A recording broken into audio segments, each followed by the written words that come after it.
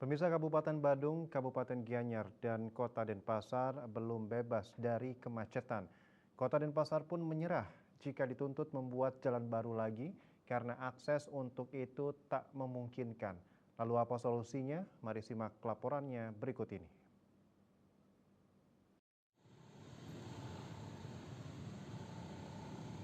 Denpasar sebagai ibu kota provinsi tiap hari dijejali kendaraan besar seperti bus dan truk pengangkut barang dari Jawa, ditambah jumlah kendaraan yang ada semakin banyak.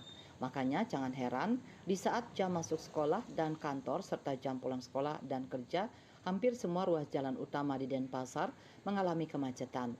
Wali Kota Denpasar IGN Jaya Negara berjanji kemacetan dan sampah akan menjadi prioritas programnya di masa jabatannya kedua. Namun dia tak bisa menambah ruas jalan baru karena akses untuk itu tidak ada.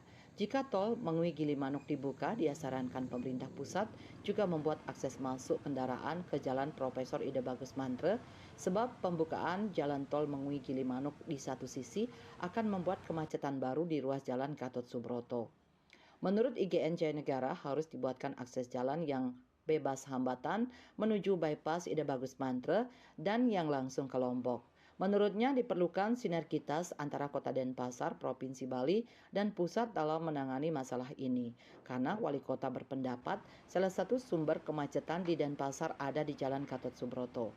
Jaya Negara juga minta agar truk-truk besar atau barang yang melintasi Denpasar dengan tujuan Lombok agar melalui laut. Jadi ada dua hal diusulkan ke pusat. Kalau ada tol Gilimanuk harus tembus jalan bypass Ida Bagus Mantre dan truk-truk penyeberangan yang melintasi Denpasar, Bali khususnya ke Lombok melalui laut sehingga beban jalan akan berkurang. Tebas Mantra ya akan menjadi masalah lagi di Gatot Subroto-nya, akan menambah beban baru. Nah untuk itu makanya ada dua hal yang akan diusulkan ke pusat. Kalau memang ada tol Gilimanuk harus ada tembus Mantra dan juga truk-truk penyeberangan antara melintasi Denpasar khususnya dan Bali untuk truk menuju ke Lombok itu harusnya melalui laut itu sih, sehingga beban jalannya akan berkurang karena di Denpasar sudah tidak bisa lagi menambah beban jalan baru tidak bisa. Pengamat pariwisata Bali, Dr. Panudianakun setuju dengan langkah Denpasar dalam memprioritaskan penanganan masalah sampah dan kemacetan di daerah. Soal kemacetan, dia menyoroti masih banyaknya badan jalan dijadikan ruas parkir kendaraan. Para pengusaha yang memiliki usaha dan perkantoran banyak yang tak memiliki ruang parkir sendiri sehingga menggunakan badan jalan.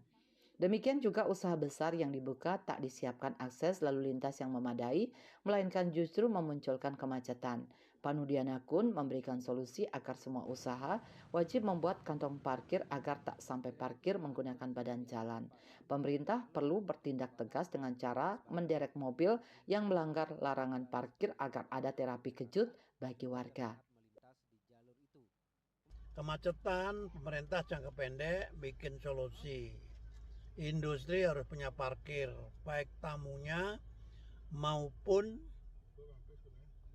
karyawannya. Mall harus punya parkir, rumah sakit harus punya parkir, toko-toko, restoran, hotel harus punya parkir untuk tamu dan karyawannya. Kenapa? Jadi udah jalan kecil ditambah parkir-parkir begitu. Kalau namanya jalan yang dilarang parkir, polisi harus turun. Bagaimana caranya menindak orang-orang yang parkir di jalan yang dilarang parkir.